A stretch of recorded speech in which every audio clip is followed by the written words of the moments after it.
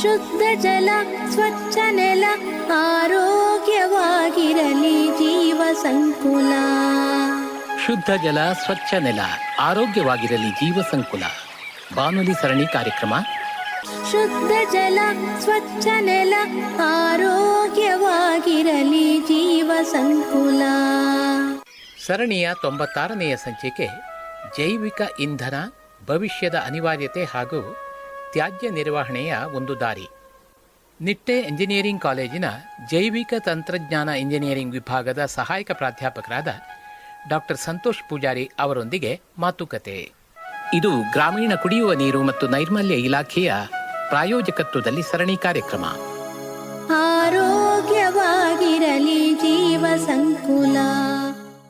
ಕೇಳುಗರೆ, ನಮ್ಮ ಜೊತೆಗೆ ನಿಟ್ಟೆ ಎಂಜಿನಿಯರಿಂಗ್ ಕಾಲೇಜಿನ ಜೈವಿಕ ತಂತ್ರಜ್ಞಾನ ಇಂಜಿನಿಯರಿಂಗ್ ವಿಭಾಗದ ಸಹಾಯಕ ಪ್ರಾಧ್ಯಾಪಕರಾದ ಡಾಕ್ಟರ್ ಸಂತೋಷ್ ಪೂಜಾರಿ ಅವರಿದ್ದಾರೆ.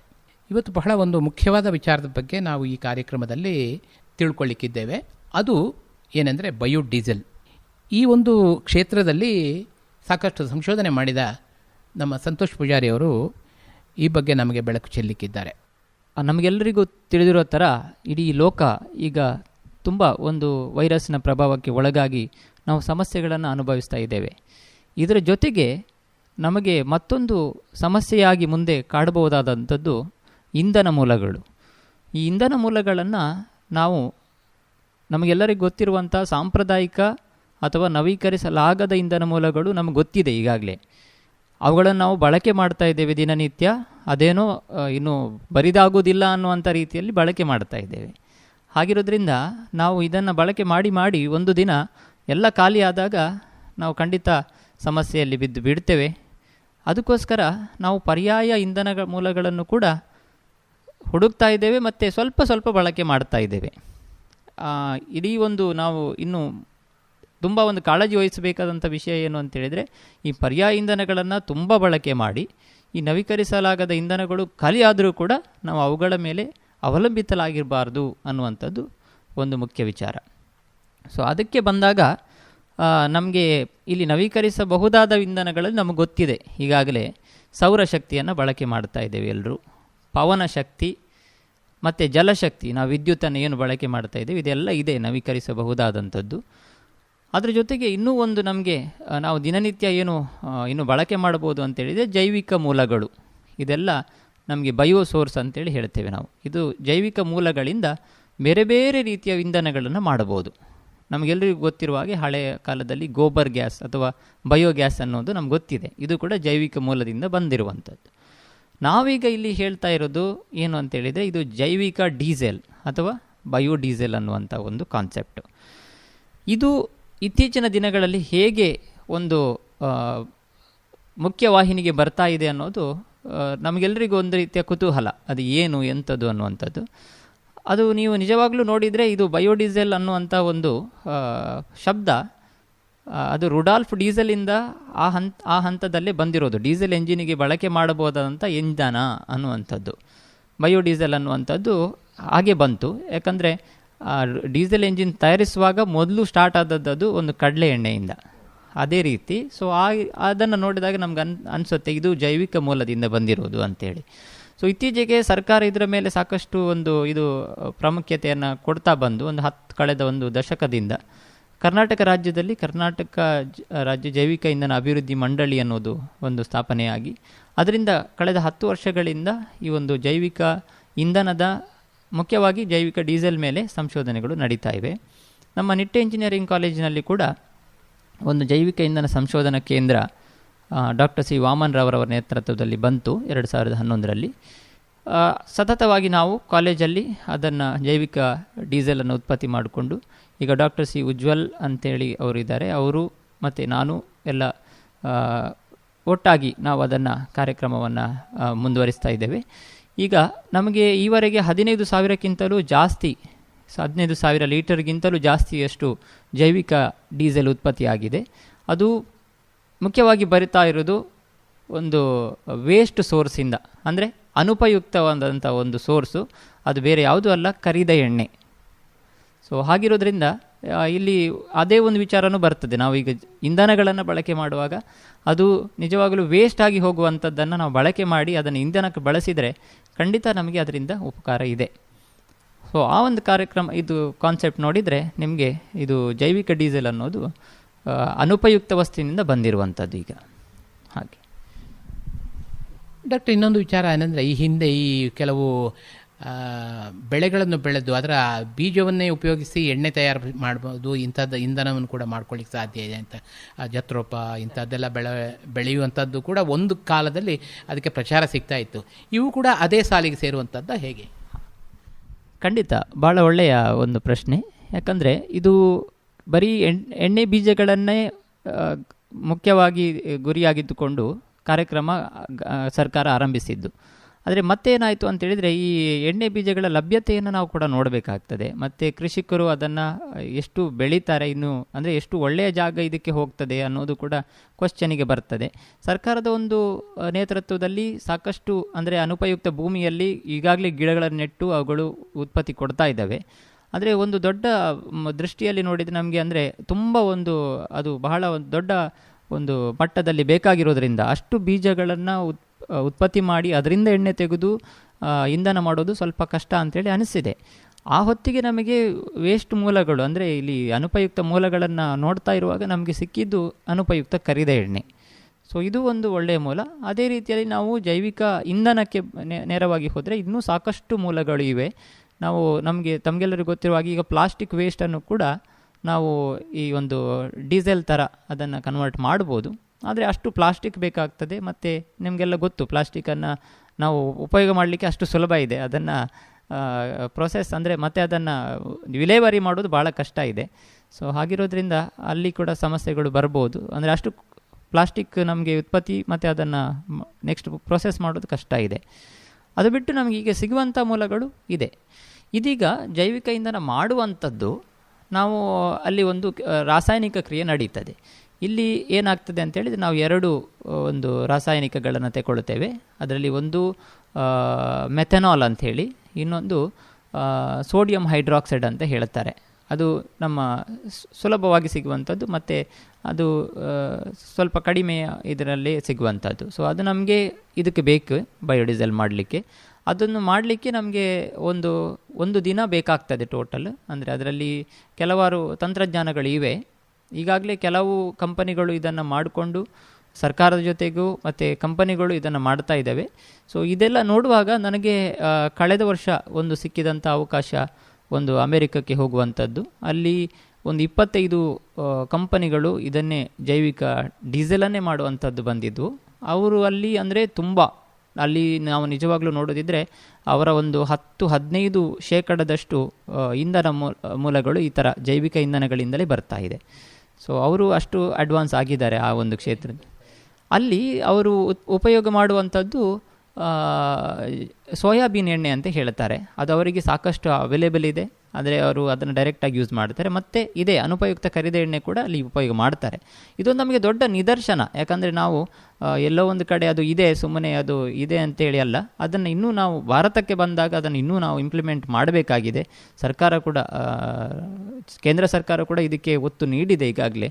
ಇದೆಲ್ಲ ಜನರಿಗೆ ಈ ಥರ ಒಂದು ಕಮ್ಯುನಿಟಿ ಒಂದು ರೇಡಿಯೋ ಮುಖಾಂತರ ಆಗಿರ್ಬೋದು, ಈ ಥರ ಎಲ್ಲ ಪ್ರಚಾರ ಆದಾಗ ಜನಗಳದನ್ನು ಬಳಕೆ ಮಾಡಲಿಕ್ಕೂ ಕೂಡ ಮುಂದೆ ಬರ್ತಾರೆ ಅನ್ನುವಂಥದ್ದು ಒಂದು ಒಳ್ಳೆಯ ವಿಚಾರ ಸರ್. ಡಾಕ್ಟರ್, ಮತ್ತೊಂದೇನೆಂದರೆ, ಈಗ ಇಂಥ ತಂತ್ರಜ್ಞಾನಗಳೆಲ್ಲ ಹೊಸದು. ಹಾಗಾಗಿ ನಮ್ಮಲ್ಲಿ ಅದು ಎಷ್ಟರ ಮಟ್ಟಿಗೆ ಜನೋಪಯೋಗಿ ಆದೀತು, ಅದು ಅಷ್ಟು ಸುಲಭವಾಗಿ ಜನೋಪಯೋಗಿ ಆಗುವಂಥ ತಂತ್ರಜ್ಞಾನವ ಹೇಗೆ? ಈ ಪ್ರಶ್ನೆಗೆ ನಾನು ಹೇಳಬೇಕಾದದ್ದು, ಜನಗಳು ಇದಕ್ಕೆ ಹೇಗೆ ರೆಸ್ಪಾಂಡ್ ಮಾಡ್ತಾರೆ ಅಂದರೆ, ಈಗ ನಮಗೆ ಸದ್ಯಕ್ಕೆ ಡೀಸೆಲು 50 ರೂಪಾಯಲ್ಲಿ ಸಿಕ್ಕಿದರೆ, ಈಗ ಸಿಗ್ತಾ ಇಲ್ಲ, ಈಗ 80 ರೂಪಾಯಿ ಹತ್ತಿರ ಹೋಗಿದೆ, 80 ಹತ್ತಿರ ಹೋಗಿದೆ. ಅದು 85, 86 ಏನೋ ಹೋಗ್ಬೋದು, ಇನ್ನು 90 ಆಗ್ಬೋದು, 100 ಆಗ್ಬೋದು.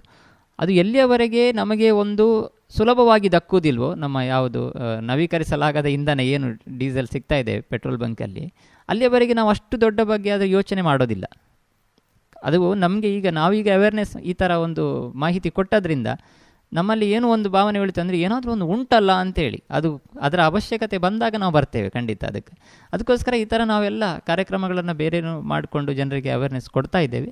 ಸೊ ಈ ಥರ ಹೋದರೆ ಅದು ಒಂದು ನಾನು ಎಣಿಸೋದು ಜನರ ಒಂದು ಬಳಕೆಗೆ ಬರುವುದು ಖಂಡಿತ ಇದರ ಬಗ್ಗೆ ಆಸಕ್ತಿ ತೋರಿಸಿ ಅದನ್ನು ಬಳಕೆ ಮಾಡಿಕೊಂಡು ಮುಂದುವರಿಸೋದ್ರಲ್ಲಿರೋದು, ಮತ್ತು ಅದರ ಅಗತ್ಯತೆ ಬಂದಾಗ ಖಂಡಿತ ಬರ್ತಾರೆ ಅಂತ ನನ್ನ ಒಂದು ಭಾವನೆ.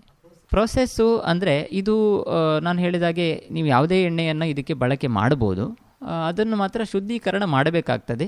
ಜೈವಿಕ ಅದು ಇಂಧನ, ಮತ್ತು ಅದು ಸ್ವಲ್ಪ ನೀವು ಎಂಜಿನಿಗೆ ಹೋಗುವಾಗ ನೀವು ಅದನ್ನು ಸ್ವಲ್ಪ ಶುದ್ಧೀಕರಣ ಮಾಡಬೇಕಾಗ್ತದೆ. ನೇರವಾಗಿ ಎಣ್ಣೆಯನ್ನೇ ಬಳಕೆ ಮಾಡುವ ಹಾಗಿಲ್ಲ. ಅದು ಎಣ್ಣೆ ಅಂದರೆ ನೀವು ಎಣ್ಣೆ ಈಗ ನಿಜವಾಗ್ಲೂ ಅದು ಡೀಸೆಲಿಗೆ ಕನ್ವರ್ಟ್ ಆಗುವಾಗ ತೆಳುವಾಗ್ತದೆ. ಮತ್ತು ನೀವು ಕರಿದ ಎಣ್ಣೆ ಅಂತೇಳಿದರೆ ಅದರಲ್ಲಿ ಆಹಾರದ ಪದಾರ್ಥಗಳಿರ್ಬೋದು, ಅದನ್ನೆಲ್ಲ ಸಪ್ರೇಟ್ ಮಾಡಬೇಕಾಗ್ತದೆ. ಅದು ಮಾಡುವಂತಹ ಒಂದು ನಮ್ಮ ಕೇಂದ್ರದಲ್ಲೇ ಅಲ್ಲಿ ಉಪಕರಣಗಳು ಇವೆ. ಅಲ್ಲಿ ಮಂಜುನಾಥ್ ಮತ್ತು ವಿನಯ್ ಅಂತೇಳಿ ನಮ್ಮಲ್ಲಿ ಇದ್ದಾರೆ, ಅವರು ಅಸಿಸ್ಟ್ ಮಾಡ್ತಾ ಇರ್ತಾರೆ. ಸೊ ಇದೆಲ್ಲ ಅಂದರೆ ಆ ಒಂದು ಪ್ರೊಸೆಸ್ಸು ಯಾರೂ ಕೂಡ ವಿಸಿಟ್ ಮಾಡ್ಬೋದು. ಇದು ನಮ್ಮಲ್ಲಿ ಸೆಂಟರಿಗೆ ಯಾರೂ ಕೂಡ ವಿಸಿಟ್ ಮಾಡ್ಬೋದು. ಇದು ಉಡುಪಿ ಜಿಲ್ಲೆಗೆ ಇರುವಂಥ ಒಂದು ಕೇಂದ್ರ. ಜೈವಿಕ ಇಂಧನ ಮಾಹಿತಿಗೆ ಇನ್ನಷ್ಟು ಮಾಹಿತಿ ತಿಳ್ಕೊಳ್ಳಿಕ್ಕೆ ಆ ಕೇಂದ್ರಕ್ಕೆ ಭೇಟಿ ನೀಡ್ಬೋದು. ಪ್ರೊಸೆಸ್ಸು ಆ ಥರನೇ ಇರುತ್ತೆ.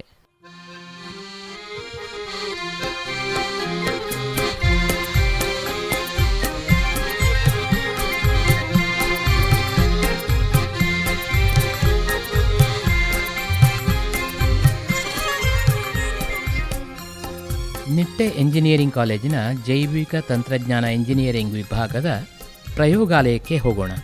ಇಲ್ಲಿ ನಡೆಯುವ ಪ್ರಯೋಗಗಳ ಬಗ್ಗೆ ಡಾಕ್ಟರ್ ಸಂತೋಷ್ ಅವರು ವಿವರಿಸ್ತಾರೆ. ಇಲ್ಲಿ ನಾವು ಜೈವಿಕ ಇಂಧನವನ್ನು ಕರಿದ ಎಣ್ಣೆಯಿಂದ ಮುಖ್ಯವಾಗಿ ಮಾಡ್ತಾ ಇರೋದು. ಇಲ್ಲಿರುವಂಥದ್ದು ನಮಗೆ ಹೋಟೆಲ್ಗಳಿಂದ ಸಿಕ್ಕಿರುವಂಥ ಕರಿದ ಎಣ್ಣೆ, ಅದನ್ನು ನಾವು 50 ಲೀಟರ್ ಸಾಮರ್ಥ್ಯದ ಒಂದು ಉತ್ಪಾದನಾ ಘಟಕಕ್ಕೆ ಸೋಸುವಿಕೆಯ ಮೂಲಕ, ಅದು ಅಂದರೆ ಕರಿದ ಎಣ್ಣೆಯಲ್ಲಿ ಆಹಾರ ಪದಾರ್ಥಗಳಿರುತ್ತದೆ, ಅದನ್ನು ಸೋಸಿ ಮತ್ತು ರಾಸಾಯನಿಕ ಕ್ರಿಯೆಗೆ ಒಳಪಡಿಸ್ತೇವೆ. ಅಲ್ಲಿ 60 ಡಿಗ್ರಿಯಷ್ಟು ಎಣ್ಣೆಯನ್ನು ಕಾಯಿಸಿ ಅದಕ್ಕೆ ಎರಡು ಕೆಮಿಕಲ್ಗಳನ್ನು ಮಿಕ್ಸ್ ಮಾಡಿ, ಮೆಥನಾಲ್ ಮತ್ತು ಸೋಡಿಯಂ ಹೈಡ್ರಾಕ್ಸೈಡನ್ನು ಮಿಕ್ಸ್ ಮಾಡಿ 1.5-2 ಗಂಟೆಗಳ ಕಾಲ ಒಂದು ರಾಸಾಯನಿಕ ಕ್ರಿಯೆ ನಡೀತದೆ. ಆ ರಾಸಾಯನಿಕ ಕ್ರಿಯೆ ನಂತರ ಬರುವಂಥದ್ದು ಜೈವಿಕ ಡೀಸೆಲ್, ಅಂದರೆ ಅದು ಇನ್ನೂ ಶುದ್ಧೀಕರಿಸಬೇಕಾದದ್ದು ಜೈವಿಕ ಡೀಸೆಲು. ಮತ್ತು ಅದರ ಜೊತೆಗೆ ಒಂದು ಬೈ ಪ್ರಾಡಕ್ಟ್ ಅಂತ ಹೇಳ್ತಾರೆ, ಉಪಯುಕ್ತವಾಗಿರುವಂಥದ್ದು, ಇದು ಗ್ಲಿಸರಿನ್ ಅಂತ ಹೇಳ್ತಾರೆ, ಉಪ ಉತ್ಪನ್ನ ಇದರ ಜೊತೆಗೆ ಬರುವಂಥದ್ದು. ಆ ಗ್ಲಿಸರಿನನ್ನು ಕೂಡ ಸಾಕಷ್ಟು ಸಂಶೋಧನೆಗಳಿಗೆ ಬಳಕೆ ಮಾಡಿ ಅದನ್ನು ಸೋಪು ತಯಾರಿಕೆಗೆ ಮತ್ತು ಬೇರೆ ವಿಶೇಷವಾದಂತಹ ಈ ಕೆಲವು ಪ್ರಾಣಿಗಳಿಗೆ ಅದನ್ನು ಒಂದು ನ್ಯೂಟ್ರಿಷನ್ ಮುಖಾಂತರ, ಅಂದರೆ ಅದಕ್ಕೆ ಪೋಷಕಾಂಶ ಇರುವಂಥ ಉತ್ಪನ್ನವಾಗಿ ಕೂಡ ಬಳಕೆ ಮಾಡಲಿಕ್ಕೆ, ಮತ್ತು ದನಗಳಲ್ಲಿ ಹಾಲನ್ನು ಹೆಚ್ಚಿಸಲಿಕ್ಕೂ ಕೂಡ ಬಳಕೆ ಮಾಡಿದ್ದಾರೆ ಅಂತ ಅತ್ಯಂತ ಶುದ್ಧೀಕರಣ ರೀತಿಯಲ್ಲಿ. ಸೊ ಈ ಥರ ಎಲ್ಲ ಸಂಶೋಧನೆಗಳು ನಡೀಬೋದು. ಅದು ಉಪ ಉತ್ಪನ್ನ. ನಮಗೆ ಬೇಕಾಗಿರೋದು ಮುಖ್ಯವಾದ ಉತ್ಪನ್ನ ಜೈವಿಕ ಡೀಸೆಲ್. ಅದನ್ನು ಶುದ್ಧೀಕರಿಸಿ ಮತ್ತು ಅದನ್ನು ಸಂಸ್ಕರಿಸಿ ಕೊನೆಗೆ ಇಂಧನವಾಗಿ ಉಪಯೋಗಿಸೋಕ್ಕಿಂತ ಮೊದಲು ಕೂಡ ನಾವು ಅದನ್ನು ಇನ್ನೊಂದು ಸಲ ಫಿಲ್ಟ್ರೇಷನ್ ಮಾಡ್ತೇವೆ, ಅಂದರೆ ಸೋಸ್ತೇವೆ. ಅಲ್ಲಿ ಯಾವುದೇ ರೀತಿಯಾದಂಥ ಒಂದು ಕಣಗಳು ಅದರಲ್ಲಿ ಉಳಿಯದ ಹಾಗೆ ನೋಡಿ ಅದನ್ನು ಬಳಕೆ ಮಾಡಲಿಕ್ಕೆ ಉಪಯೋಗ ಮಾಡುತ್ತೇವೆ. ನಮಗೆ ಅದೇ ರೀತಿ ಒಂದು ಲ್ಯಾಬ್ ಕೂಡ ಇದೆ. ಅದನ್ನೆಲ್ಲ ಇಲ್ಲಿ ಬಂದಿರುವಂಥ ಒಂದು ನಮ್ಮ ಪ್ರಾಡಕ್ಟ್ ಏನಿದೆ ಬಯೋಡೀಸೆಲ್, ಜೈವಿಕ ಡೀಸೆಲ್, ಇದನ್ನು ನಾವು ಟೆಸ್ಟ್ ಮಾಡ್ತೇವೆ. ಅಲ್ಲಿ ಕೆಲವಾರು ಸರ್ಕಾರ ನಿಗದಿಪಡಿಸಿದಂಥ ಕೆಲವೊಂದು ಪ್ರಮಾಣಗಳಿವೆ, ಅದನ್ನು ನೋಡ್ತೇವೆ, ಚೆಕ್ ಮಾಡ್ತೇವೆ. ಅದು ಆ ಪರಿಮಾಣಕ್ಕೆ ಬಂದಾಗ ನಾವು ಅದು ಜೈವಿಕ ಡೀಸೆಲನ್ನು ಇಂಧನವಾಗಿ ಉಪಯೋಗ ಮಾಡಲಿಕ್ಕೆ ಕೊಡ್ತೇವೆ. ಅದೇ ರೀತಿಯಲ್ಲಿ ನಾವು ಈ ಎಣ್ಣೆ ಬೀಜಗಳನ್ನು ಕೂಡ ಇಲ್ಲಿ ಈಗಾಗಲೇ ಸಾಕಷ್ಟು ಗಿಡಗಳನ್ನು ನೆಟ್ಟಿದ್ದೇವೆ ಇಲ್ಲಿ ನಿಟ್ಟೆ ಕಾಲೇಜು ಕ್ಯಾಂಪಸ್ಸಲ್ಲಿ. ಹೊನ್ನೆ ಬೀಜವನ್ನು ನಾವೆಲ್ಲರೂ ಇಲ್ಲಿ ಕೇಳಿರ್ಬೋದು. ಹೊಂಗೆ ಅನ್ನೋದು ಉತ್ತರ ಕರ್ನಾಟಕಕ್ಕೆ ಸಂಬಂಧಿಸಿದ್ದು. ಇಲ್ಲಿ ಹೊನ್ನೆ ಅನ್ನೋದು ನಮಗೆ ಗೊತ್ತಿದೆ ಅದರ ಬಗ್ಗೆ. ಈ ಹೊನ್ನೆ ಬೀಜವನ್ನು ಕೂಡ ಸಂಶೋಧನೆ ಮಾಡಿದ್ದೆ ನಾನು ಕೂಡ. ಇದರ ಬಗ್ಗೆಯೂ ಕೂಡ ನನ್ನ ಒಂದು ಸಂಶೋಧನಾ ಪ್ರಬಂಧದಲ್ಲಿ, PhD ಸಂಶೋಧನಾ ಪ್ರಬಂಧದಲ್ಲಿ ಹೊನ್ನೆ ಮತ್ತು ಅದೇ ರೀತಿ ರಬ್ಬರ್ ತೋಟಗಳಲ್ಲಿ ಸಿಗುವಂಥ ರಬ್ಬರ್ ಬೀಜಗಳ ಬಗ್ಗೆಯೂ ಕೂಡ ಸಂಶೋಧನೆ ಮಾಡಿದ್ದೆ. ಮತ್ತು ಅದೇ ರೀತಿಯಲ್ಲಿ ಇಲ್ಲಿ ಪಶ್ಚಿಮ ಘಟ್ಟಗಳ ಸಾಲಿನಲ್ಲಿ ಸಿಗುವಂಥ ಒಂದು ಬೀಜ ನೈಕುಳಿ ಅಂತ ಹೇಳ್ತಾರೆ, ಅದು ಕೂಡ ಬುಗುರಿಕಾಯಿ ಅಂತ ಹೇಳ್ತಾರೆ. ಅದನ್ನು ಆ್ಯಕ್ಚುಲಿ ನಾವು ಇಂಟ್ರೊಡ್ಯೂಸ್ ಮಾಡಿರೋದು ನಾವೇ ಫಸ್ಟ್. ಸೊ ಅದರಿಂದ ಇಂಥದ್ದೆಲ್ಲ ಮೂಲಗಳಿದೆ ಅಂತೇಳಿ ನಾವು ಹೇಳಿದ್ದೇವೆ. ದೊಡ್ಡ ಮಟ್ಟದಲ್ಲಿ ಅವುಗಳ ಲಭ್ಯತೆಯ ಬಗ್ಗೆ ಇನ್ನೂ ಇದು ನೋಡಬೇಕಾಗಿದೆ. ಆದರೂ ಕೂಡ ಅದರಿಂದ ಆಗ್ತದೆ ಅನ್ನುವಂಥದ್ದು ಪ್ರೂವ್ ಆಗಿ ನಾವು ಅದನ್ನು ಮಾಡಿದ್ದೇವೆ. ಅದನ್ನು ಒಂದು ತೋರಿಸುವಂಥ ಒಂದು ಸಣ್ಣ ಮಟ್ಟದ ಒಂದು ಬಯೋಡೀಸೆಲ್ ಘಟಕ ಕೂಡ ಸಣ್ಣದು ಇದೆ. ಇಲ್ಲಿ ನಾವು ಹಿಪ್ಪೆ ಅಂತ ಹೇಳ್ತೇವೆ. ಹಿಪ್ಪೆ ಥರನೇ ಇಲ್ಲಿ ನಣಿಲ್ ಅನ್ನುವಂಥ ಒಂದು ಮರ ಬೆಳೀತದೆ, ಅದನ್ನು ಉಪಯೋಗ ಮಾಡ್ಬೋದು. ಈಗಾಗಲೇ ಹೇಳಿದಂತೆ ಜಟ್ರೋಪ ಕೂಡ ಬಳಕೆ ಮಾಡ್ಬೋದು, ಆದರೆ ಅದರಲ್ಲಿ ಸಿಗುವಂಥ ಒಂದು ಬೀಜಗಳ ಪ್ರಮಾಣ ಬಹಳ ಕಡಿಮೆ ಇದೆ. ಅದು ದೊಡ್ಡ ಮಟ್ಟದಲ್ಲಿ ಬೆಳೆದರೂ ಕೂಡ ನಿಮಗೆ ಅರ್ಧ kg ಕೂಡ ಒಂದು ಬೀಜ ಸಿಗೋದಿಲ್ಲ, ಅದರ ಒಂದು ಸಮಸ್ಯೆ. ಮತ್ತು ಇತ್ತೀಚೆಗೆ ಸಿಮರೂಬ ಅಥವಾ ಲಕ್ಷ್ಮೀ ತರು ಅನ್ನುವಂಥ ಒಂದು ಮೆಕ್ಸಿಕದಿಂದ ಬಂದಿರುವಂಥ ಒಂದು ಗಿಡವನ್ನು ಕೂಡ ಇಲ್ಲಿ ನಾವು ನೆಟ್ಟಿದ್ದೇವೆ. ಅದರಿಂದ ಕೂಡ ಬೀಜ ಬರ್ತಾ ಇದೆ ಈಗ. ಅದನ್ನು ಕೂಡ ನಾವು ಬಳಕೆ ಮಾಡಲಿಕ್ಕೆ ನೋಡ್ತಾ ಇದ್ದೇವೆ. ಮತ್ತು ಬೇವು ನಮಗೆಲ್ಲ ಗೊತ್ತಿರುವ ಹಾಗೆ ಕಹಿಬೇವಿನ ಅಲ್ಲಿ ಕೂಡ ಬೀಜ ಬರ್ತದೆ. ಅದು ಎಣ್ಣೆ ಕೂಡ ತುಂಬ ಅದಕ್ಕೆ ಪ್ರಾಮುಖ್ಯತೆ ಇದೆ. ಆದರೂ ಕೂಡ ಅದನ್ನು ಕೂಡ ಬಳಕೆ ಮಾಡ್ಬೋದು. ಅದೇ ರೀತಿ ನಮ್ಮ ಇಲ್ಲಿ ಕೋಸ್ಟಲ್ ಕರ್ನಾಟಕಕ್ಕೆ ಬಂದಾಗ ಫಿಶ್ ಆಯಿಲ್ ಅದನ್ನು ಕೂಡ ಬಳಕೆ ಮಾಡ್ಬೋದು. ಆದರೆ ಅದರಲ್ಲಿರ್ತಕ್ಕಂಥ ಸ್ಮೆಲ್ ಒಂದೇ, ವಾಸನೆ ಮಾತ್ರ ಅದು ಆಗಿರ್ತದೆ. ಇಲ್ಲದಿದ್ದರೆ ಅದು ಬಿಟ್ಟು ಆನಿಮಲ್ ಫ್ಯಾಟ್ಗಳಂತ ಹೇಳ್ತೇವೆ, ಪ್ರಾಣಿಗಳ ಕೊಬ್ಬುಗಳನ್ನು ಕೂಡ ಬಳಕೆ ಮಾಡ್ಬೋದು ಜೈವಿಕ ಡೀಸೆಲಿಗೆ. ಆದರೆ ಒಂದೇ ಒಂದು ಸಮಸ್ಯೆಗಳೇನೆಂದರೆ ಅಷ್ಟು ಪ್ರಮಾಣವನ್ನು ನೋಡಬೇಕಾಗಿದೆ ನಾವು. ಈ ಯೂನಿಟನ್ನು ನಿರಂತರವಾಗಿ ಇಲ್ಲಿ ರನ್ ಮಾಡಲಿಕ್ಕೆ ನಮ್ಮಲ್ಲಿ ಇಬ್ಬರು ಸ್ಟಾಫ್ ಇದ್ದಾರೆ, ಮಿಸ್ಟರ್ ವಿನಯ್ ಮತ್ತು ಮಿಸ್ಟರ್ ಮಂಜುನಾಥ್ ಅಂತೇಳಿ. ಅವರಿಬ್ಬರು ಈ ಕಾರ್ಯವನ್ನು ನಿರಂತರವಾಗಿ ಮಾಡ್ತಾ ಇರ್ತಾರೆ. ಆಹಾರ ಸಂಸ್ಕರಣೆಯ ಘಟಕಗಳಲ್ಲಿ ಮನೆ ಮಟ್ಟದಲ್ಲಿ ಎಷ್ಟೊಂದು ತ್ಯಾಜ್ಯ ಖಾದ್ಯ ತೈಲ ಉತ್ಪತ್ತಿಯಾಗುತ್ತದೆ. ಇದನ್ನು ನಾವು ಈಗ ಏನು ಮಾಡ್ತಾ ಇದ್ದೇವೆ ಯೋಚಿಸಿ. ಇವೆಲ್ಲವೂ ಬಯೋಡೀಸೆಲ್ ಆಗಿ ಪರಿವರ್ತಿತವಾದರೆ ಸಾಂಪ್ರದಾಯಿಕ ಇಂಧನದ ಮೇಲಿನ ಹೊರೆ ಕಡಿಮೆಯಾಗಬಹುದು. ತ್ಯಾಜ್ಯ ವಿಲೇವಾರಿಯ ಸಮಸ್ಯೆಯೂ ನಮಗೆ ನೀಗಬಹುದು. ಈ ರೀತಿಯ ತ್ಯಾಜ್ಯ ಎಣ್ಣೆಯನ್ನು ಬಯೋಡೀಸೆಲ್ ಆಗಿ ಪರಿವರ್ತಿಸಿದ ನಂತರ ಈ ಇಂಧನದ ಕ್ಷಮತೆ ಬಗ್ಗೆ ಡಾಕ್ಟರ್ ಸಂತೋಷ್ ವಿವರಿಸ್ತಾರೆ. 1 ಲೀಟರ್ ಎಣ್ಣೆ ತಗೊಂಡ್ರೆ, ಕರಿದ ಎಣ್ಣೆ ತಗೊಂಡ್ರೆ ಸಾಧಾರಣ 800 ml ಅಥವಾ 850, 900 ml ಬಂದದ್ದು ಇದೆ. ಅಂದರೆ 90% ನೀವು ಕರಿದ ಎಣ್ಣೆ ತಂದರೆ ಅದನ್ನು ಡೀಸೆಲ್ ಆಗಿ ಮಾಡ್ಬೋದು. ಇದು ಒಂದು ಇದು ಮಾಡಿರುವಂಥದ್ದು ನಾವು. ಅದು ಮತ್ತು ಇನ್ನೂ ಬೇರೆ ಬೇರೆ ಮೂಲಗಳನ್ನು ನಾವು ಹುಡುಕ್ತಾ ಇದ್ದೇವೆ. ಈಗ ನೇರವಾಗಿ ನೋಡೋದಿದ್ದರೆ ನಾವು ಆಲ್ಗೆ ಅಂತ ಹೇಳ್ತಾರೆ, ಶೈವಲಗಳು ಅಂಥದ್ದೆಲ್ಲ. ಆದರೆ ಅಷ್ಟು ನಮಗೆ ಅಲ್ಲಿ ಎಣ್ಣೆಯ ಅಂಶ ಸಿಗೋದಿಲ್ಲ. ನಾವು ಎಣ್ಣೆ ಬೀಜಗಳ ಬಗ್ಗೆ ಏನು ಹೇಳಿದ್ವಿ ಅದೇ ಥರ. ಆದರೆ ಹೊರದೇಶದಲ್ಲಿ ಕೂಡ ಇದರ ಬಗ್ಗೆ ತುಂಬ ಸಂಶೋಧನೆ ನಡೀತಾ ಇದೆ. ಕೆಲವಾರು ಕಂಪನಿಗಳು ಅದನ್ನು ಮಾಡಿಕೊಂಡು ಅದರಿಂದ ಕೂಡ ಜೈವಿಕ ಡೀಸೆಲ್ ಮಾಡೋದರ ಬಗ್ಗೆ ಪ್ರಯತ್ನ ಪಡ್ತಾ ಇದ್ದಾರೆ. ಅಂದರೆ ನಮಗೆ ಸದ್ಯಕ್ಕೆ ಈಗ ಕೈಗೆಟುಕುವಂಥದ್ದು ಇರೋದು ಒಂದು ಕರಿದ ಎಣ್ಣೆ. ಈಗ ಪ್ರತಿಯೊಬ್ಬರ ಮನೆಯಲ್ಲಿ ಕೂಡ ಕರಿದ ಎಣ್ಣೆ ಇರ್ತದೆ, ಅರ್ಧ 1 ಲೀಟರು. ಸೊ ನಾವಿಲ್ಲಿ ಜನರ ಹತ್ರ ತಗೊಂಡದ್ದು ಉಂಟು, ಕೆಲವರಿಗೆ ಕೊಟ್ಟದ್ದು. ನಾವು ಅದಕ್ಕೆ ಪರ್ಚೇಸ್ ರೇಟಿಂಗ್ ಅದಕ್ಕೆ ಸ್ವಲ್ಪ ಪರ್ಚೇಸ್ ಮಾಡಿದ್ದು ಉಂಟು. ನಾವೀಗ ಸದ್ಯಕ್ಕೆ ಆ ಮೂಲಗಳನ್ನು ಕೂಡ ಬಹಳಷ್ಟು ಹೋಟೆಲ್ಗಳನ್ನು ಇದು ಮಾಡಿಕೊಂಡು ಈ ಮೂಲಗಳನ್ನೆಲ್ಲ ಸಂಗ್ರಹಿಸಿದ್ದೇವೆ. ಅದೇ ಇನ್ನೂ ಏನೂ ಆಗಬೇಕು ಅಂತೇಳಿ ಜನರಲ್ಲಿ ಒಂದು ಅದರ ಬಗ್ಗೆ ಅವೇರ್ನೆಸ್ಸು, ಅದರ ಬಗ್ಗೆ ಮಾಹಿತಿಯನ್ನು ಪಡಿಬೇಕಾಗಿದೆ ಸರ್. ಈ ಕ್ಷಮತೆ ಬಗ್ಗೆ ನಾವು ಬಂದರೆ ಅದು ನಮ್ಮ ಡೀಸೆಲ್ನಷ್ಟು ಅಷ್ಟೇ ಕ್ಷಮತೆ ಇರ್ತದೋ, ಅದರಲ್ಲಿ ಮತ್ತೆ ಪುನಃ ನಮಗೆ ಅದು ಬರ್ನ್ ಆದ ಮೇಲೆ, ಅದು ಉರಿದ ಮೇಲೆ ನಮಗೆ ಬಿಡುವಂತಹ ಹೊಗೆಗಳು, ಆ ನಿಟ್ಟಿನಲ್ಲಿ ಯಾವ ರೀತಿ ಅಂತ? ಇದು ಕೂಡ ಒಂದು ಭಾಳ ಒಳ್ಳೆಯ ಪ್ರಶ್ನೆ. ಯಾಕಂದರೆ ಜೈವಿಕ ಡೀಸೆಲ್ ಬಗ್ಗೆ ನಾವು ಮಾತಾಡುವಾಗ ದೊಡ್ಡ ವಿಷಯವೇ ಅದೊಂದು ಪರಿಸರ ಸ್ನೇಹಿ ಅನ್ನುವಂಥದ್ದು. ಒಂದು ನವೀಕರಿಸಬಹುದಾದಂಥದ್ದು, ಎರಡನೇದು ಪರಿಸರ ಸ್ನೇಹಿ. ಇಲ್ಲಿ ನಾವು ಅದನ್ನು ಉರಿಸಿದಾಗ ನಮ್ಮ ಏನು ಒಂದು ಎಣ್ಣೆ ಇಲ್ಲಿ ಉರಿಸ್ತೇವೆ ಅದೇ ಥರ ಇಲ್ಲಿ ಇರುವಂಥ ಒಂದು ಕಾರ್ಬನ್ ಏನು ಹೇಳ್ತೇವೆ, ಅದು ಇಂಗಾಲ, ಅದು ನಾವು ಗಿಡಗಳಿಂದಲೋ ಅಥವಾ ಎಲ್ಲಿಂದಲೋ ಇಲ್ಲಿಂದಲೇ ಬಂದಿರೋದು. ನಾವು ಈಗ ಏನು ರೆಗ್ಯುಲರ್ ಡೀಸೆಲನ್ನು ಉರಿಸ್ತೇವೆ ಅದು ನಿಜವಾಗ್ಲೂ ಭೂಮಿಯ ಅಡಿಯಿಂದ ಬಂದಿರೋದು. ಆ ಕಾರ್ಬನ್ ನಮಗೆ ನಿಜವಾಗ್ಲೂ ಇಲ್ಲಿ ವಾತಾವರಣಕ್ಕೆ ಬಿಡುತ್ತದೆ. ಅದರಿಂದ ಸಾಕಷ್ಟು ಸಮಸ್ಯೆಗಳು ನಾವು ಈಗ ಅನುಭವಿಸ್ತಾ ಇದ್ದೇವೆ, ಅದು ನಮಗೆ ಗೊತ್ತಿದೆ. ಇಲ್ಲಿ ದೊಡ್ಡ ಅದೇ ಪರಿಸರ ಸ್ನೇಹಿ ಯಾಕೆ ಹೇಳಿದೆ ಅಂತೇಳಿದರೆ, ಇದನ್ನು ಉರಿಸಿದಾಗ ನಮಗೆ ಸಾಕಷ್ಟು ವಿಷಕಾರಿ ಅನಿಲಗಳು ಕಡಿಮೆ ಆಗ್ತವೆ. ಮತ್ತು ಎಂಜಿನಿನ ಕ್ಷಮತೆಗೆ ಬಂದಾಗ ಇದು ಆಲ್ಮೋಸ್ಟ್ ಸೇಮು, ಏನು ಅದರಲ್ಲಿ ದೊಡ್ಡ ವಿಶೇಷ ವೇರಿಯೇಷನ್ ಬರೋದಿಲ್ಲ. ಮತ್ತು ಕೆಲವು ಎಂಜಿನಲ್ಲಿ ಒಳ್ಳೆ ಮೈಲೇಜ್ ಕೊಟ್ಟದ್ದು ಉಂಟು. ಇದು ತುಂಬ ಶೇಕಡವನ್ನು ಡೈರೆಕ್ಟಾಗಿ ಅಂದರೆ 100% ಇದನ್ನು ಬಳಕೆ ಮಾಡಬೇಕು ಅಂತೇಳಿ ಹೇಳುವುದಿಲ್ಲ ನಾವು. ಇದು 50% ಕೂಡ ಹಾಕಬಹುದು. ಯಾಕಂದರೆ ಕೆಲವೊಂದು ಸಲ ಎಂಜಿನ್ನವರು ಏನು ಮಾಡಿರ್ತಾರೆ ಅಂತೇಳಿದರೆ, ಎಂಜಿನ್ ಮ್ಯಾನುಫ್ಯಾಕ್ಚರಿಂಗ್ ಮಾಡುವವರು ಬರೀ ಡೀಸೆಲ್ಲಿಗೆ ಅದನ್ನು ಒಂಥರ ಸೆಟ್ ಮಾಡಿರ್ತಾರೆ. ಇದು ನಮ್ಮ ಎಣ್ಣೆ ಒಂದು ಮೂಲದಿಂದ ಬಂದಿರೋದ್ರಿಂದ ಸ್ವಲ್ಪ ದಪ್ಪ ಇದ್ದಿರ್ಬೋದು.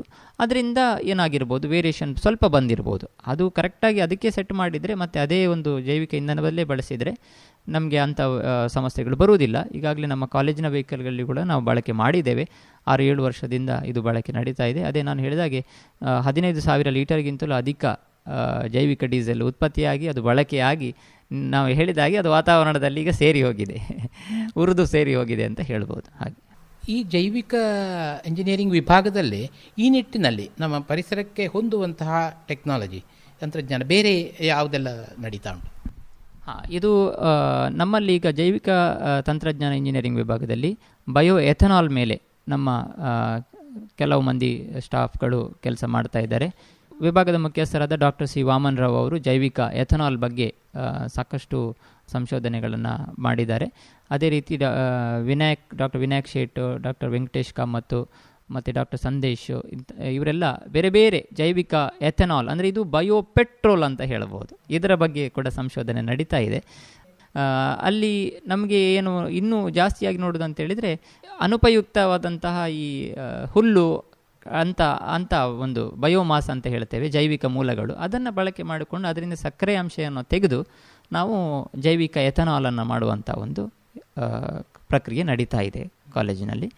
ಇನ್ನೂ ಕೂಡ ಅದು ದೊಡ್ಡ ಮಟ್ಟಕ್ಕೆ ಹೋಗಬೇಕಾಗಿದೆ, ಇನ್ನಷ್ಟು ಸಂಶೋಧನೆಗಳು ಮಾಡ್ತಾ ಅದು ಮುಂದುವರಿಬೇಕಾಗಿದೆ. ಹಾಗೆ ಮತ್ತು ನಾವು ಜೈವಿಕ ಡೀಸೆಲಿಗೆ ಬಂದಾಗಲೂ ಕೂಡ ನಮಗೆ ಈ ತಿನ್ನುವಂಥ ಎಣ್ಣೆಗಳನ್ನು ಕೂಡ ಬಳಕೆ ಮಾಡ್ಬೋದು. ಆದರೆ ಒಂದೇ ಒಂದು ಗೌರ್ಮೆಂಟು ಪ್ರತಿ ಸಲನೂ ಹೇಳುತ್ತದೆ ಅಂಥ ಮೂಲಗಳನ್ನು ಖಂಡಿತ ಬಳಕೆ ಮಾಡುವಾಗಿಲ್ಲ. ಯಾಕಂದರೆ ನಮಗೆ ಆಹಾರ ಮುಖ್ಯ ಮತ್ತು ಇಂಧನ. ಸೊ ಹಾಗಿರೋದ್ರಿಂದ ತಿನ್ನುವಂಥ ಮೂಲಗಳನ್ನು ಜೈವಿಕ ಎಥನಾಲ್ ಆಗಿರ್ಬೋದು ಅಥವಾ ಜೈವಿಕ ಡೀಸೆಲ್ ಆಗಿರ್ಬೋದು ಅದಕ್ಕೆ ಬಳಕೆ ಮಾಡುವಾಗಿಲ್ಲ. ಹಾಗೆ ಇದು ಅನುಪಯುಕ್ತ ಅಥವಾ ವೇಸ್ಟ್ ಸೋರ್ಸಿಂದಲೇ ಮಾಡಬೇಕು. ನಾವು ಈಗ ನಮ್ಮ ನೀರು, ವಾಯು, ಹಾಗೆ ಭೂಮಿ ಇವೆಲ್ಲ ಕಲುಷಿತ ಆಗುವಂಥದ್ದು ಬೇರೆ ಬೇರೆ ರೀತಿಯಲ್ಲಿ, ಬೇರೆ ಬೇರೆ ವಿಧದಲ್ಲಿ ಕಲುಷಿತ ಆಗ್ತದೆ. ಈ ಕಲುಷಿತ ಆಗಿ ಅದು ಮತ್ತೆ ಪುನಃ ಮಾನವನಿಗೂ ಅನಾರೋಗ್ಯ ಪರಿಸ್ಥಿತಿಯನ್ನು ಉಂಟು ಮಾಡ್ತದೆ. ಈ ನೆಲೆಯಲ್ಲೂ ಕೂಡ ನಮ್ಮ ಪರಿಸರ ಸ್ವಚ್ಛತೆಯ ದೃಷ್ಟಿಯಿಂದಲೂ ಅದೇ ರೀತಿ ನಮ್ಮ ಸಂಪನ್ಮೂಲವನ್ನು ನಾವು ಆದಷ್ಟು ಜಾಗ್ರತೆಯಾಗಿ ಕಾಪಾಡಿಕೊಳ್ಳುವ ನೆಲೆಯಲ್ಲೂ ಕೂಡ ಇಂತಹ ಪರ್ಯಾಯ ಮೂಲಗಳು ಅತ್ಯಗತ್ಯ. ಇದರ ಬಗ್ಗೆ ಇನ್ನಷ್ಟು ಕೆಲಸವೂ ಆಗಬೇಕು. ಜನ ಈಗ ಇರುವಂಥ ಮೂಲಗಳನ್ನು ಬಳಕೆ ಮಾಡುವಂಥ ಪ್ರಯತ್ನ ಮಾಡಬೇಕು. ಈ ನೆಲೆಯಲ್ಲಿ ಏನು ಅನಿಸ್ತದೆ ನಿಮಗೆ? ನನಗೆ ಹಾಗೆ ಅನಿಸೋದು, ಯಾಕಂದರೆ ನಾವೆಲ್ಲರೂ ಇದರ ಬಗ್ಗೆ ಕಾಳಜಿಯನ್ನು ವಹಿಸಬೇಕು, ನಮ್ಮ ಪರಿಸರದ ಬಗ್ಗೆ ನಾವು ಕಾಳಜಿ ವಹಿಸಬೇಕು. ನೀವು ಹೇಳಿದಾಗೆ ನಾವು ಖಂಡಿತ ಇದಕ್ಕೊಂದು ಈಗಾಗಲೇ ನಾವು ಒಂದು ಪೆಟ್ಟು ತಿಂತಾ ಇದ್ದೇವೆ, ನಮ್ಗೆ ಗೊತ್ತಿದೆ. ಈಗ ಅದು ಯಾವ ಕಾರಣಕ್ಕೆ ಬಂತು ಅನ್ನೋದು ಗೊತ್ತಿಲ್ಲ, ಪ್ರಕೃತಿಯೇ ಮುನಿಸಿಕೊಂಡಿದೆ ಅನ್ನೋದು ನಮಗೆಲ್ಲರಿಗೂ ಈಗ ಅನಿಸ್ತಾ ಇದೆ. ನಾವು ಇದೇ ರೀತಿ ಮುಂದುವರೆದರೆ ಇನ್ನಷ್ಟು ಕಾಯಿಲೆಗಳು ಅಥವಾ ಏನೋ ಬೇರೆ ರೀತಿಯಾದಂಥ ಒಂದು ವಾತಾವರಣದ ಉಷ್ಣತೆ ಜಾಸ್ತಿ ಆಗ್ಬೋದು ಸಡನ್ನಾಗಿ, ನಮ್ಗೆ ಗೊತ್ತಿಲ್ಲ ಏನು ಆಗ್ಬೋದು ಅಂಥೇಳಿ. ಸೊ ಇಂಥ ಎಲ್ಲ ಪ್ರಕೃತಿಯ ವಿಕೋಪಗಳು ಬರ್ಬೋದು ನಮಗೆ. ಅದಕ್ಕೋಸ್ಕರ ನಾವು ಈಗಾಗಲೇ ಎಚ್ಚೆತ್ತುಕೊಳ್ಳೋದು ಒಳ್ಳೆಯದು. ನಾವೆಲ್ಲರೂ ಇದಕ್ಕೆ ಅಂದರೆ ಪರಿಸರವನ್ನು ಉಳಿಸಲಿಕ್ಕೆ ಇಂಥ ಒಂದು ಅಸಾಂಪ್ರದಾಯಿಕ ಅಂತ ಹೇಳ್ಬೋದು ಈ ಮೂಲಗಳು, ಅಂದರೆ ನಮಗೆ ನೇರವಾಗಿ ನವೀಕರಿಸಬಹುದಾದಂತಹ ಇಂಧನಗಳನ್ನು ಬಳಕೆ ಮಾಡೋದರ ಮೂಲಕ ನಾವೊಂದು ಸಸ್ಟೈನೇಬಲ್ ಅಂತ ಹೇಳ್ತಾರೆ, ಅದು ಒಂದು ಸುಸ್ಥಿರವಾದಂಥ ಒಂದು ಇಂಧನಗಳ ಬಳಕೆಯನ್ನು ಮಾಡಲಿಕ್ಕೆ ನಾವು ಮನಸ್ಸು ಮಾಡಬೇಕು ಅಂಥೇಳಿ ನನ್ನ ಕೂಡ ಒಂದು ಕಳಕಳಿಯ ಬೇಡಿಕೆ ಎಲ್ಲರಲ್ಲಿ. ಅಂದರೆ ಈಗ ಸೌರಶಕ್ತಿ ಆಗಿರ್ಬೋದು ಅಥವಾ ಈಗ ಜೈವಿಕ ಇಂಧನಗಳು ಹೇಳ್ಬೋದು, ಅವುಗಳಲ್ಲಿ ಈಗ ಅಂದರೆ ಕಾಸ್ಟ್ ಹೋದಾಗ ಅದು ಆ ಥರ ಅಷ್ಟು ಬರ್ಬೋದು. ಅಂದರೆ ಅಲ್ಲಿಗೆ ನಾವು ತೆರಬೇಕಾದಂಥ ಅದಕ್ಕೆ ವಿಶೇಷವಾಗಿ ನಾನು ಆಗ ಹೇಳಿದ ಹಾಗೆ ನಿಮಗೆ ಯಾವಾಗ ಬೇರೆ ಮೂಲಗಳು ತುಂಬ ಚೀಪಾಗಿ ಸಿಗ್ತದೆಯೋ ಈ ಮೂಲಗಳ ಒಂದು ನಮಗೆ ಪ್ರಾಮುಖ್ಯತೆ ಗೊತ್ತಾಗೋದಿಲ್ಲ. ಈ ಬೇರೆ ಮೂಲಗಳು ಎಲ್ಲಿ ಲಭ್ಯತೆ ಇಲ್ವೋ ಅವುಗಳು ಯಾವಾಗ ಈ ಬೆಲೆಯನ್ನು ದಾಟಿ ಹೋಗ್ತವೆಯೋ ಆಗ ನಾವು ಖಂಡಿತ ಅದರ ಬಗ್ಗೆ ಯೋಚನೆ ಮಾಡ್ತೇವೆ. ಮೂಲಗಳನ್ನು ನಾವು ಹುಡುಕಿ ಇಡೋದು ಒಳ್ಳೆಯದು. ಅಂದರೆ ನಾಳೆ ಬೆಳಿಗ್ಗೆ ಬಂದು ಏನೋ ಹೊಸ ಮೂಲ ಬಂದು ಅದರಿಂದ ಏನೋ ಆಗುತ್ತೆ ಅನ್ನುವಂಥೇಳಿ ಇಲ್ಲ. ಹಾಗಿರೋದ್ರಿಂದ ನಾನು ಹೇಳೋದು ಈಗ ಸದ್ಯಕ್ಕೆ ಯಾಕೆ ಒಮ್ಮೆಲೆ ನಮಗೆ ಹೋಗ್ಲಿಕ್ಕೆ ಆಗ್ತಾ ಇಲ್ಲ ಅಂತೇಳಿದರೆ ಒಂದು ಬೇರೆ ಮೂಲಗಳು ನಮಗೆ ಸ್ವಲ್ಪ ಚೀಪಾಗಿ ಸಿಗ್ತಾ ಇವೆ. ಎರಡನೇದು ಇದೆಲ್ಲ ತಂತ್ರಜ್ಞಾನ ಬೆಳಕೆ ಇನ್ನು ಬೆಳೀತಾ ಇದೆ. ಸೊ ಸೌರಶಕ್ತಿಯಲ್ಲಿ ಕೂಡ ಸೌರಶಕ್ತಿ ಸೂರ್ಯನ ಅದನ್ನು ಒಂದು ಹಿಡಿದಿಟ್ಟುಕೊಳ್ಳುವಂಥ ಒಂದು ಸಾಧನಗಳು ಇನ್ನೂ ನಮಗೆ ಅದರದ್ದು ಎಫಿಷಿಯನ್ಸಿ ಅಂತ ಹೇಳ್ತಾರೆ, ಅದರ ಒಂದು ಸಾಮರ್ಥ್ಯ ಇನ್ನೂ ಜಾಸ್ತಿ ಆಗಬೇಕಾಗಿದೆ ಅದನ್ನು ಇಡುವಂಥದ್ದು. ನಾವು ಜೈವಿಕ ಇಂಧನಗಳಿಗೆ ಬಂದಾಗಲೂ ಹಾಗೆ ಈ ತಂತ್ರಜ್ಞಾನಗಳು ಇನ್ನಷ್ಟು ಅಭಿವೃದ್ಧಿ ಹೊಂದಿ ನಮಗೆ ಬಹಳ ಚೀಪಾಗಿ ಇದನ್ನು ಮಾಡಲಿಕ್ಕೆ ಸಾಧ್ಯ ಆದರೆ ಖಂಡಿತ ಇದು ಮುಂದುವರಿತದೆ, ಅದು ಬರ್ತದೆ ಅದು ಖಂಡಿತ ಅಂತ ನನ್ನ ಒಂದು ಭಾವನೆ. ಈಗ ನಿಮ್ಮ ಈ ಒಂದು ಅಧ್ಯಯನದ ಪ್ರಕಾರ ಈಗ ನಮ್ಮ ದೇಶದಲ್ಲಿ ಈ ನೆಲೆಯಲ್ಲಿ ಏನಾದರೂ ಸಂಶೋಧನೆ ಭಾಳಷ್ಟು ನಡೀತಾ ಇದ್ದು ಇನ್ನೇನು ಕೆಲವೇ ವರ್ಷಗಳಲ್ಲಾದರೂ ನಮಗೆ ಇಂಥ ಒಂದು ಜನ ಉಪಯೋಗಿ ಟೆಕ್ನಾಲಜಿ ಬರಬಹುದು ಅಂತ ಅನಿಸ್ತಾ ಉಂಟಾ? ಹೇಗೆ ಯಾವ ನೆಲೆಯಲ್ಲಿ ನಡೀತಾ ಉಂಟು ಈ ಸಂಶೋಧನೆ? ಅದಕ್ಕೆ ಏನು ಪ್ರೋತ್ಸಾಹ ಸಿಗ್ತಾ ಉಂಟು? ಇದು ಕೂಡ ಒಂದು ಒಳ್ಳೆಯ ಪ್ರಶ್ನೆ. ಯಾಕಂದರೆ ನೋಡಿ, ಈಗ ನಾವು ಜೈವಿಕ ಡೀಸೆಲ್ ಬಗ್ಗೆ ನಾವು ಹೇಳಿದ್ವಿ. ಈ ಜೈವಿಕ ಡೀಸೆಲ್ ಥರನೇ ಈಗ ಒಂದು ರಿನ್ಯೂವೇಬಲ್ ಡೀಸೆಲ್ ಅನ್ನುವಂಥದ್ದೊಂದು ಶುರುವಾಗಿದೆ. ಅಂದರೆ ಅದು ನವೀಕರಿಸಬಹುದಾದಂಥ ಡೀಸೆಲ್ ಅಂತ ಹೇಳ್ಬೋದು ನಿಮಗೆ. ಯಾಕಂದರೆ ಇದನ್ನು ಎಣ್ಣೆಯನ್ನು ಯಾವುದೇ ಎಣ್ಣೆಯನ್ನು ಬಳಕೆ ಮಾಡಿ ನೇರವಾಗಿ ನಿಮ್ಮ ಡೀಸೆಲ್ ಪೆಟ್ರೋಲ್ ಬಂಕಲ್ಲಿ ಏನು ಡೀಸೆಲ್ ಇದೆಯೋ ಅದೇ ಥರ ಮಾಡಲಿಕ್ಕಾಗತ್ತೆ. ಆದರೆ ತುಂಬ ಖರ್ಚಿದೆ. ನಾನು ಹೇಳಿದ ಖರ್ಚಿದೆ. ಸರ್ಕಾರ ಪ್ರೋತ್ಸಾಹ ಕೊಡಬೇಕಾಗಿದೆ. ಇದು ಅಮೆರಿಕದಲ್ಲಿ ಕೂಡ ಕೆಲವಾರು ಕಂಪನಿಗಳು, ಈಗ 2-3 ಕಂಪನಿಗಳು ಅದರ ಬಗ್ಗೆ ತುಂಬ ಕೆಲಸ ಮಾಡ್ತಾ ಇದ್ದಾವೆ. ಅದಕ್ಕೆ ಆ ಒಂದು ಸಂಶೋಧನೆ ನಡೀತಾ ಇದೆ. ಅದು ಮೋಸ್ಟ್ಲಿ ಆ ಟೆಕ್ನಾಲಜಿ ಬಂದರೂ ಕೂಡ ನಮಗೆ ಜನಸಾಮಾನ್ಯರಿಗೆ ಅಷ್ಟು ಬೇಗದಲ್ಲಿ ಸಿಗಲಿಕ್ಕಿಲ್ಲ ಅನ್ನೋದೊಂದಿದು. ಆದರೆ ಈಗ ಇರುವಂಥದ್ದು ನಾವೇನು ಹೇಳಿದ್ದೇವೆ, ಜೈವಿಕ ಡೀಸೆಲ್ ಆಗಿರ್ಬೋದು, ಜೈವಿಕ ಎಥನಾಲ್ ಮೇಲೂ ಕೂಡ ಸಾಕಷ್ಟು ಕೆಲಸಗಳು ನಡೀತಾ ಇವೆ ದೇಶದಲ್ಲಿ. ಅಂದರೆ ಬೇರೆ ಬೇರೆ ರೀಜನಲ್ಲಿ ನಡೀತಾ ಇದೆ. ಅಂದರೆ ಈಗ ಅದು MRPLನವರು ಕೂಡ ಒಂದು ನೆಕ್ಸ್ಟ್ ಜನರೇಷನ್, ಅಂದರೆ ಸೆಕೆಂಡ್ ಜನರೇಷನ್ ಅಂಥೇಳಿ ಇದೆ. ಅನುಪಯುಕ್ತ ಹುಲ್ಲು ಕಡ್ಡಿಗಳಿಂದ ಮಾಡುವಂಥ ಒಂದು ದೊಡ್ಡ ಒಂದು ಉತ್ಪಾದನಾ ಘಟಕಕ್ಕೆ ಈಗಾಗಲೇ ಶಂಕುಸ್ಥಾಪನೆ ಆಗಿ 2024ರಲ್ಲಿ ಅದು ಉದ್ಘಾಟನೆ ಆಗುವ ಒಂದು ಹಂತದಲ್ಲಿದೆ. ಹರಿಹರ, ಶಿವಮೊಗ್ಗದ ಹತ್ರ ನಡೀತಾ ಇದೆ. ಮತ್ತು ಅದು ಜನ ಉಪಯೋಗಿಯಾಗಿ ನೇರವಾಗಿ ಬಳಕೆ ಬರ್ಬೋದು. ಮತ್ತು ಬೇರೆ ಬೇರೆ ಸಂಶೋಧನಾ ಸಂಸ್ಥೆಗಳು ಆಗಿರ್ಬೋದು, IITಗಳಾಗಿರ್ಬೋದು, ಇದರಲ್ಲೆಲ್ಲ ಸಂಶೋಧನೆಗಳು ನಡೀತಾ ಇವೆ. ಆ ಸಂಶೋಧನೆಯನ್ನು ಒಂದು ಜನರ ಮಟ್ಟಕ್ಕೆ ತಗೊಂಡು ಹೋಗೋದು ಅದೇ ಇನ್ನೂ ಸ್ವಲ್ಪ ಟೈಮ್ ತಗೊಂಡು ಹೋಗ್ಬೋದು.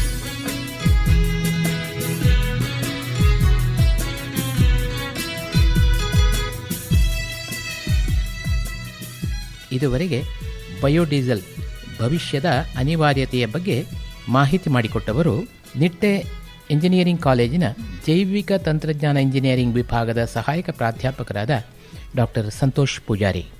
ಇದು ಇಂದಿನ ರೇಡಿಯೋ ಸರಣಿ. ಶುದ್ಧ ಜಲ, ಸ್ವಚ್ಛ ನೆಲ, ಆರೋಗ್ಯವಾಗಿರಲಿ ಜೀವ ಸಂಕುಲ. ಶುದ್ಧ ಜಲ, ಸ್ವಚ್ಛ ನೆಲ, ಆರೋಗ್ಯವಾಗಿರಲಿ ಜೀವ ಸಂಕುಲ ಬಾನುಲಿ ಸರಣಿ ಕಾರ್ಯಕ್ರಮ. ಇದು ಗ್ರಾಮೀಣ ಕುಡಿಯುವ ನೀರು ಮತ್ತು ನೈರ್ಮಲ್ಯ ಇಲಾಖೆಯ ಪ್ರಾಯೋಜಕತ್ವದಲ್ಲಿ ಸರಣಿ ಕಾರ್ಯಕ್ರಮ.